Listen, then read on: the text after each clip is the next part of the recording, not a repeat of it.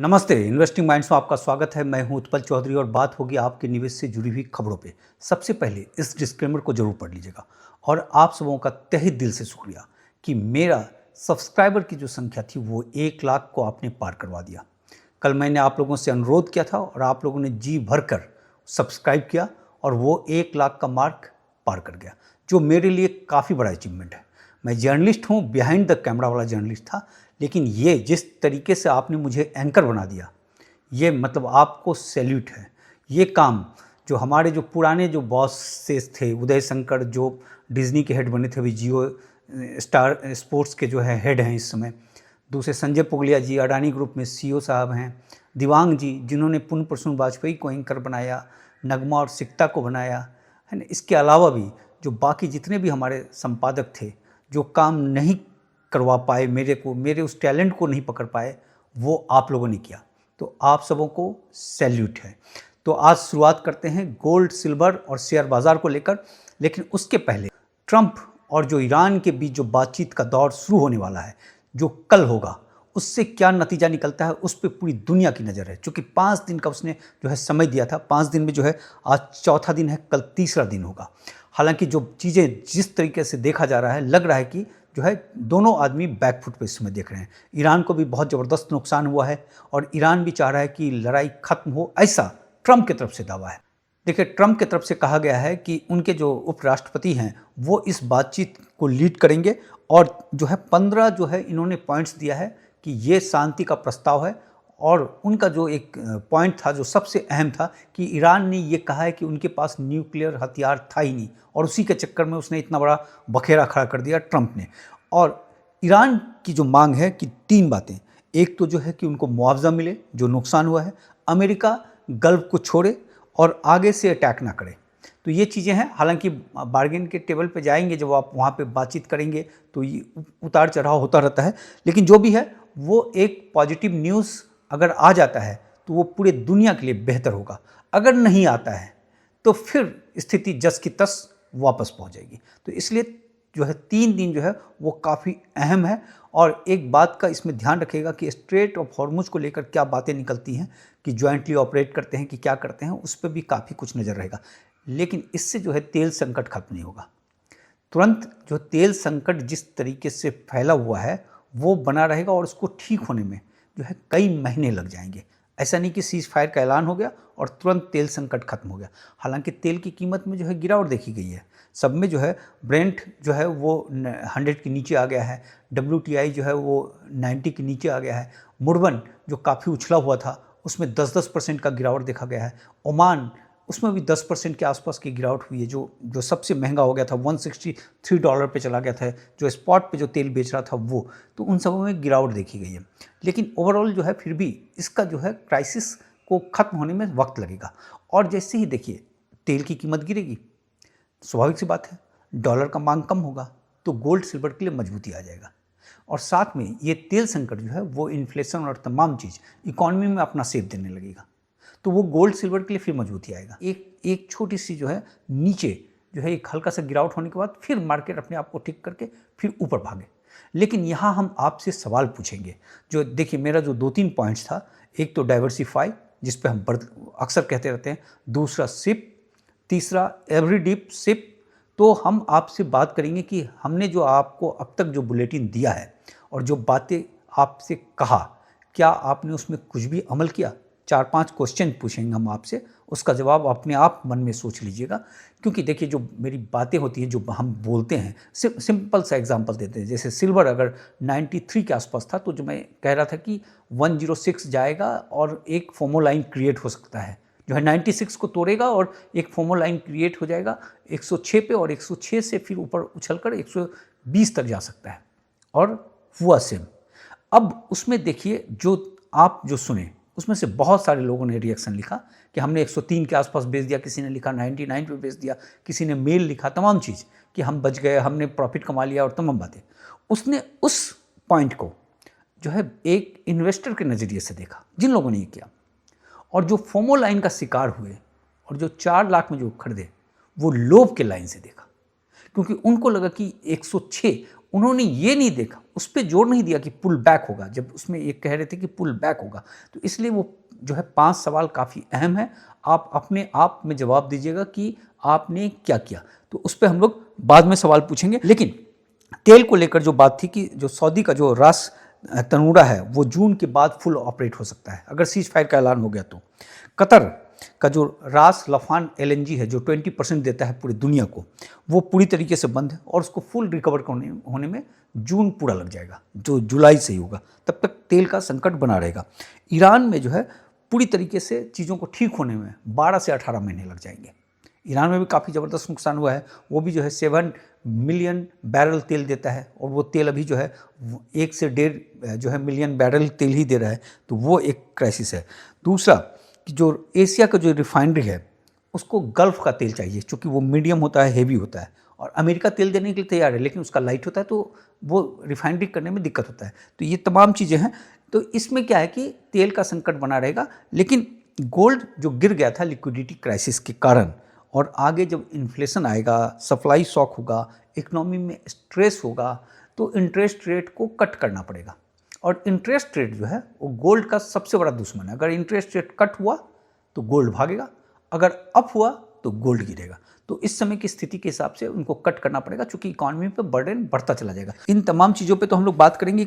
लेकिन सिल्वर को लेकर एक बड़ी ज़बरदस्त खबर है, उस पर हम लोग चर्चा करेंगे और साथ में ये भी बताएंगे कि सिल्वर किस तरीके से, जो क्राइसिस के सिचुएशन में सिल्वर किस तरीके से बाउंस बैक किया, उस पर पूरा शानदार रिपोर्ट बनाकर रखे हुए हैं। तो और इन चीज़ों से, इन बस से बिल्कुल नहीं डरना चाहिए। इसलिए 5 सवाल आपसे लास्ट में पूछा जाएगा। देखिए, सिल्वर को लेकर यह है कि चाइना में जो है 77.24 पे बंद हुआ था, जो है 2.51% की तेज़ी के साथ, और वहाँ पे चाइना के पास जो सिल्वर बचा हुआ है वो 665 मैट्रिक टन बचा हुआ है, दोनों एक्सचेंज को मिलाकर। सिल्वर जो इधर बंद हुआ है वो 73.04 पे बंद हुआ था, लगभग 5.70% की तेज़ी के साथ, मतलब लगभग 6% की तेज़ी हो गई। और इंडियन करेंसी में हो गया 2,34,688। और जो सिल्वर पड़ा जो डिलीवरी हुआ है वो 19 टन का डिलीवरी हुआ है एक दिन में, अच्छा खासा डिलीवरी हुआ है। और टोटल मार्च महीने में जो है वो हो गया है 1374, 1374 टन की डिलीवरी हो गई है। बहुत ज़बरदस्त डिलीवरी है, बहुत ही ज़बरदस्त। यानी सिल्वर का मांग बना हुआ है, सिल्वर के रेट में जो गिरावट हुई, अब उसमें से थोड़ी सी तेज़ी देखी जा रही है। लेकिन ध्यान रखिएगा, जो मैंने एक बोला था कि एक हो सकता है कि हल्का सा फिर एक रिकवर आए, यहाँ पे एक थोड़ा सा फिर से बिकवाली आए, कुछ भी हो सकता है, किसी भी लेवल पे आ सकता है। यहाँ से ऊपर लेकर 80-81 ले जाने के बाद थोड़ा सा आ सकता है या कुछ भी आ सकता है, लेकिन वो रहेगा। देखिए, ये पार्ट होता है, ये इकॉनमी का पार्ट होता है, इकॉनमी इसी तरीके से चलती है। तो उस पर आपको, उसके लिए आपको अपना माइंड मेकअप करके रखना पड़ेगा। ये नहीं कि भैया गिर गया जी, हाय हाय तौबा, मैं तो बर्बाद हो गया, ये सोच हटाना पड़ेगा आपको पूरी तरीके से। दूसरी बात कि जो सिल्वर का जो पड़ा हुआ है कॉमेक्स के पास, फॉर सेल और नॉट फॉर सेल और टोटल, तो फॉर सेल है 2380, यहाँ पे खेल है, अभी बात करेंगे। और नॉट फॉर सेल है 7927 मैट्रिक टन, टोटल हो गया 10308। अब कल का आंकड़ा था, कल जो सिल्वर फॉर सेल था वो 2463 था, यानी 83 टन सिल्वर जो सेल पे था वहाँ से कम हो गया।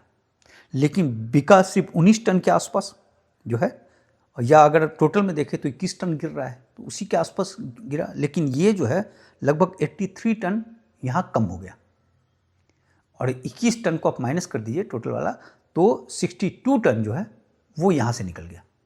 वो किधर गया? रहेगा तो कॉमेक्स में ही, तो वो चला गया नॉट फॉर सेल पे, और नॉट फॉर सेल हो गया 7865 मैट्रिक टन, कल था 7927, तो वहाँ से ये मूव हो गया 62 टन। यानी जो फॉर सेल के लिए जो रखा गया था उसको, देखिए कागज़ों में होता है, आपका पड़ा हुआ है, आप लिख दिए for sale, not for sale, मतलब वो बिकने के लिए नहीं है, तो पड़ा हुआ। इसका मतलब कि ये जो मूवमेंट किया है, जिसने भी किया है, उसको लग रहा है कि सिल्वर में थोड़ी सी तेज़ी आएगी। इसके पॉइंट ऑफ व्यू से उसने अपना माल फॉर सेल से जो है नॉट फॉर सेल कर दिया है। तो ये एक 62 टन का, ये ऐसा मेरा अनुमान है। अब गलत साबित हो जाए तो अलग बात है, तो इकॉनमी के बारे में आपको कह ही रहे हैं। तो टोटल जो है, और इनके पास जो कॉमेक्स का जो कल माल था वो 10,329 था, और आज 10,308, तो 21 टन गिरा, लेकिन खेल हो गया नॉट फॉर सेल में, 62 टन मूव कर दिया गया। तो इसको उम्मीद है कि रेट में इजाफा हो सकता है, ऐसा लग रहा है।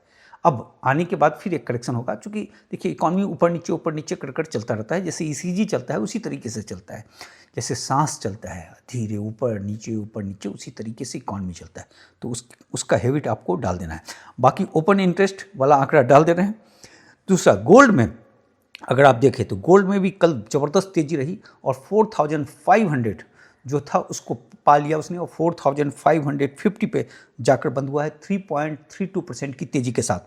और गोल्ड में जो डिलीवरी है वो, और इंडियन करेंसी में हो गया 1,46,205 रुपीज़ पर 10 ग्राम जीएसटी जोड़ने के बाद, जो है कस्टम जोड़ने के बाद, जीएसटी नहीं जोड़ा हुआ है। और गोल्ड जो है वो उसकी डिलीवरी हुई है 1.63 मैट्रिक टन का एक दिन का, और टोटल इस महीने का हो गया 40.6, कम हुआ है मार्च के हिसाब से, कम हुआ है क्योंकि सेंट्रल बैंक में प्रेशर था। सेंट्रल बैंक जो है डॉलर के चक्कर में जो है वो गोल्ड को बेच रहा था, बिकवाली हुआ है, तो इसके कारण जो है, और जो है वो प्रेशर भी देखा गया था, गोल्ड में जो रेट गिरा था वही एक वजह थी। और टोटल जो पड़ा हुआ है इनके पास, कॉमेक्स के पास, वो 515 मैट्रिक टन पड़ा हुआ है for sale, not for sale है 481, टोटल है 996, जो कल का आंकड़ा था उसी के आसपास है, बस थोड़ा सा 1 टन जो है इधर उधर हुआ है। बाकी गोल्ड सिल्वर रेशियो जो है वो 1:62 पे आ गया है। 1:66 से शुरुआत हुआ था, यहाँ घटते हुए 1:62 पे आ गया है, यानी सिल्वर धीरे धीरे मजबूत हो रहा है। 50 से 60 ध्यान रखिएगा, पुराना वीडियो जाकर देख लीजिएगा कि उसमें क्या स्ट्रेटजी करनी होती है। 1:50 के नीचे चला जाए तो क्या करना चाहिए, वो तमाम चीज़ हमने बताया हुआ है। चैनल को प्लीज़ लाइक सब्सक्राइब कर लीजिएगा। 1 लाख पुर गया है तो रुक मत जाइएगा, इसको और आगे बढ़ाइए। जो है अब अगला टारगेट 5 लाख रखेंगे, फिर 10 लाख रखेंगे, है ना। आदमी को जो है अपनी इच्छाएं जो है बढ़ाते रहना चाहिए, मेहनत के साथ, फालतू में नहीं, ऐसे नहीं। दूसरी बात कि अब हम लोग जो बात करने वाले हैं कि सिल्वर के साथ कि क्या हुआ था, क्योंकि 2007 में जब ये हुआ था, क्राइसिस हुआ था, इकोनॉमिक क्राइसिस हुआ था, तो उस समय सिल्वर किस तरीके से बिहेव किया था, क्योंकि बड़ा मार्का है वो, तो उससे पता चलेगा कि सिल्वर किस तरीके से जो अभी बिहेव किया है, आगे का रन किस तरीके से रह सकता है। क्योंकि 1 फरवरी 2008 को सिल्वर जो था वो 19.81 पे था, $20 पे था। फिर 1 अक्टूबर जो क्राइसिस शुरू हो गया था, पिक आ गया उसमें आ गया 9.85 पे, $10 पे, हाफ हो गया। जैसे जैसे इकोनॉमिक क्राइसिस बढ़ता चला गया वो हाफ हो गया। जबकि ऐसे सिचुएशन में सिल्वर गोल्ड भगता है, दोनों कमज़ोर होता है, गोल्ड भी कमज़ोर हुआ था, लेकिन हम यहाँ सिल्वर पे दे रहे हैं। और फिर एक उसके बाद से, गिरने के बाद से, वहाँ से फिर उसने रैली पकड़ा और 1 अप्रैल 2011 को ये चला गया $48 पे, और इंट्राडे में $50 चला गया। तो यानी 5 गुना भाग गया ये 3 साल में। इसके बाद से आप कहिएगा उसके बाद से तो सिल्वर गिर गया, $22 तो पड़ा हुआ था। उसके बाद से मॉर्गन आ गया, जो जेपी मॉर्गन जो है उसकी एंट्री हुई। क्योंकि जेपी मॉर्गन जो है 2008 में एक बियर स्टर्न्स बैंक था, वो दिवालिया हो गया था, तो है उसको टेक ओवर करवाया था फेड ने, और उसका जो बहुत ज़बरदस्त एक्सपोजर था सिल्वर में, सिल्वर के फ्यूचर में, ऑप्शन में, इन्हीं तमाम चीज़ों पे वो काम करता था। तो वो सारा का सारा चीज़ मॉर्गन के पास आ गया। तो उसके बाद जेपी मॉर्गन की एंट्री हो गई सिल्वर के बाज़ार में, और सिल्वर के बाज़ार में आने के बाद इसने रेट लगा कर जो है फर्जी ऑर्डर लगा कर रेट को कंट्रोल रखा, रेट को अपने हाथ से जाने नहीं दिया। और 15 साल तक, 2011 से जो सिलसिला शुरू हुआ था वो 2025 तक चलता रहा। इसके कारण मॉर्गन को फाइन भी हुआ, ज़बरदस्त फाइन किया गया, लगभग $92 करोड़ का फाइन किया गया। और उसके बाद से फिर जो डेरिवेटिव्स में खेल चलता रहा, उठापटक चलता रहा, और जब फिजिकल का मांग पूरी तरीके से हो गया, फिजिकल का तो मांग बढ़ने लगा था 2021 से, लेकिन जो सप्लाई आ रहा था वो उसको एडजस्ट कर दे रहा था। और जब सप्लाई का शॉर्टेज होने लगा तो फिजिकल ने रंग दिखाना शुरू किया, और फिजिकल ने जब रंग दिखाना शुरू किया तो डेरिवेटिव्स मार्केट किस तरीके से बैकफुट पे गया, उस पर कई सारे हम लोग स्टोरी बना चुके हैं। अक्टूबर में मजबूत रहा वो, दिसंबर में जमकर गिराया, जनवरी में जमकर गिराया, और फिर जाकर फरवरी में आकर वो धीरे धीरे सरेंडर करने लगा, जो मार्च वाला जो एक्सपायरी था वो। फिर भी अभी भी वहाँ हरकतें चलती रहती हैं, लेकिन इस पे मेरा ये पर्पस था कि 2008 में देखिए कि $19 के बाद जो है $9 आ जाने के बाद किस तरीके से उसने 2011 तक तेजी पकड़ा था, तो वो आता है। हालांकि 2011 के बाद मॉर्गन की कहानी हो गई, इसलिए वो डिफरेंट है, लेकिन अब मॉर्गन उस तरीके से करना उसके लिए मुश्किल है, क्योंकि फिजिकल का डिमांड ज़बरदस्त है, क्योंकि कॉमिक्स का आंकड़ा हमने आपको बताया और 62 टन वाली कहानी भी बताई। तो अब मेरा सवाल है आप लोगों से कि जो मार्केट गिरा, जिस तरीके से नीचे गया, क्योंकि शेयर बाज़ार हो, गोल्ड सिल्वर का बाज़ार हो, सब जो है काफ़ी ज़बरदस्त नीचे चला गया था, क्योंकि जो सपोर्ट लाइन था 64 के आसपास सिल्वर पे चला गया था, जो है 4200 जो गोल्ड का सपोर्ट था उसके नीचे चला गया था, प्लस शेयर बाज़ार जो है बहुत धड़ाम धड़ाम नीचे गिरा। तो इस समय क्या सिप वाला जो फार्मूला होता है और जो सेबी रजिस्टर्ड एनालिस्ट से बात करने के बाद आपने मार्केट में बने रहे या छोड़ा, नंबर एक। दूसरी बात कि मार्केट में जो कहा जाता है कि मार्केट में जब बहुत डर का सिचुएशन बन जाए, बहुत एक्सट्रीम डर, तो मार्केट को नहीं छोड़ना होता है, लेकिन आपका जो इन्वेस्टमेंट जैसे होता है उसको थोड़ा कम कर देता है, उसको रिड्यूस कर देता है, उसका अमाउंट परसेंटेज थोड़ा कम कर देता है। तो इस तरीके का आपने किया या नहीं, या आप जो है इस समय मार्केट ऊपर भागेगा इस सोच के साथ आप टिके रहे कि हम जो है यहाँ से मार्केट जब ऊपर जाएगा तब हम खरीदेंगे। अगर ये किया तो आप गलत हैं। चौथी बात कि जब बॉटम बनता है किसी का, किसी भी चीज़ का, जब सिचुएशन एक्सट्रीम हो जाता है, हर लड़ाई खत्म होता है, लड़ाई सब दिन नहीं चलता है, तो जब एक्सट्रीम हो जाता है, बॉटम जब बन जाता है, तो उस बॉटम के आसपास आप क्यों डरे? क्या वहाँ आपको लग रहा था कि 100% गिर जाएगा इसलिए डरे? क्योंकि जब बॉटम बन जाता है किसी चीज़ का तो वो गिरावट 10% मैक्सिमम होता है, 20% एक्सट्रीम केस में होता है, उससे ज़्यादा नहीं होता है अगर बॉटम बन गया तो। लेकिन और इसमें करना क्या होता है कि आपको सिप करना होता है, डिप सिप। तो वो सिप जो फंडामेंटली स्ट्रांग है, चाहे वो शेयर है, चाहे गोल्ड है, चाहे सिल्वर है, चाहे मेटल का कोई भी एलिमेंट, जो फंडामेंटली स्ट्रांग है, वहाँ डिप पे सिप। तो वो चीज़ आपने किया या नहीं किया। दूसरी बात कि जब मार्केट गिर गया, बॉटम आ गया, और बॉटम के बाद एक और डर यहाँ हो सकता है कि इस समय जो बॉटम बना भी ना हो सकता है कि एक और बॉटम बन जाए यहाँ पे, ये भी चीज़ है। अगर बॉटम बन गया, मान लीजिए वहाँ से 10% ऊपर अनलिमिटेड। अगर मान लीजिए गोल्ड को अगर हम लें तो गोल्ड में जो गिरा 4100 के आसपास आ गया, उसके बाद से उसका वो चैप्टर 4000 के नीचे जैसे आता, उसका 3500 वाला जो है वो चैप्टर खुल जाता। यानी वो कितना भी गिरता 3500 से नीचे नहीं जाता, और जाता भी तो तुरंत बाउंस बैक करके उसको उस पोजीशन को पकड़ लेता। लेकिन ऊपर अनलिमिटेड है। ऊपर जैसे मॉर्गन ने कहा 6000 इस साल के अंत में, जेफरीज ने कहा 6600 जो है, यूबीएस ने कहा 5900, सब उसी के आसपास कह रहे हैं। तो वो है, प्लस आने वाला समय जो आगे होगा, जो 2027 होगा, 2028 होगा, 2030 होगा, यहाँ से ऊपर ही जाएगा। क्योंकि आप देखिए कोई नीचे नहीं जाता है, ऊपर ही जाता है। सिल्वर में जो रोका, मैंने सिल्वर की कहानी इसलिए बताया कि मॉर्गन ने किया उसको 15 साल, डिमांड सप्लाई का खेल से अब जो है वो चीज़ें हो जाएगी, तो यहाँ से ऊपर जाता। तो आप जो डरे वो 20% नीचे, चूँकि बॉटम पे था, बॉटम से 20% नीचे गिर जाएगा, उस डर से ऊपर जो 50% अप आने वाले समय में, 1 साल 2 साल 3 साल जो भी हो, वहाँ पे अगर आने वाले समय में जो अप दिख रहा था उसको मिस कर गए। और ध्यान रखिएगा मार्केट का रिटर्न जो है वो 15% के आसपास ही सोचिएगा। अगर ये भी एक सवाल है, अगर आप 15% से ज़्यादा कमाना चाहते हैं तो आप ट्रैप में आ सकते हैं। तो ये मन में ज़रूर पूछिएगा कि हम उसी के आसपास रहें। 15% 1 साल का नहीं होता है, जैसे 5 साल का हो गया, एवरेज हो गया, तमाम चीज़ हो गया, क्योंकि उसमें किसी साल जो है ऊपर मिलता है, किसी साल नीचे मिलता है। तो इन चीज़ों का ध्यान रखिएगा। तो ये सवाल थे जो है बातचीत के दरमियान सवाल पूछा, रिपोर्टर की तरह सवाल नहीं पूछा है, तो वो अपने आप में दीजिएगा और अपने आप को उस हिसाब से दुरुस्त कीजिएगा। क्योंकि देखिए सारा खेल माइंडसेट का है। माइंडसेट, एक ही आदमी पैसा कमाता है, एक ही आदमी गंवाता है। जैसा कि मैंने आपको सिल्वर में शुरुआत में जो एग्जांपल दिया कि 90 के आसपास जो 96 तोड़ने की बात और फोमो लाइन की बात हो रही थी, तो वहाँ एक ने बेचा, एक ने खरीदा। खेल माइंडसेट का, और एक उसी माइंडसेट ने उस आदमी को प्रॉफिट दिलवा दिया और दूसरे आदमी को फंसा दिया। तो ये इसलिए सबसे बड़ा जो काम करना है आपको वो अपने माइंडसेट पे काम करना है। तो ये ज्ञान था, लेकिन काम का ज्ञान है।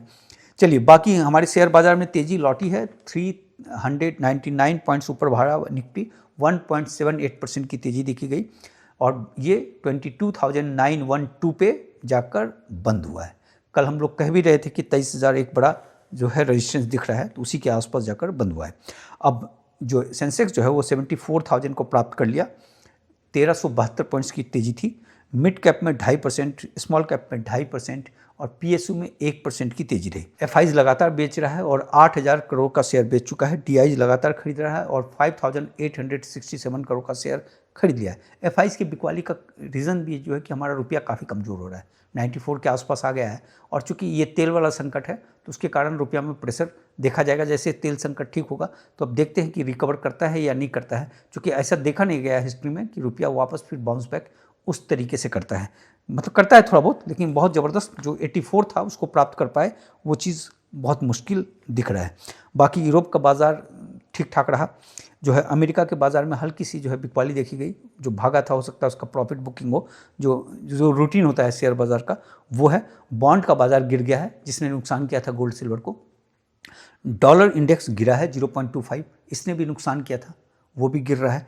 तो ये चीज़ें जैसे से जो चीज़ें हो जाएगी पॉजिटिव तो इकॉनमी फिर रंग दिखाने लगेगा, गोल्ड सिल्वर नीचे जाने लगेगा, तेल कम होने लगेगा, तो फिर चीज़ें धीरे धीरे दुरुस्त हो जाएंगी।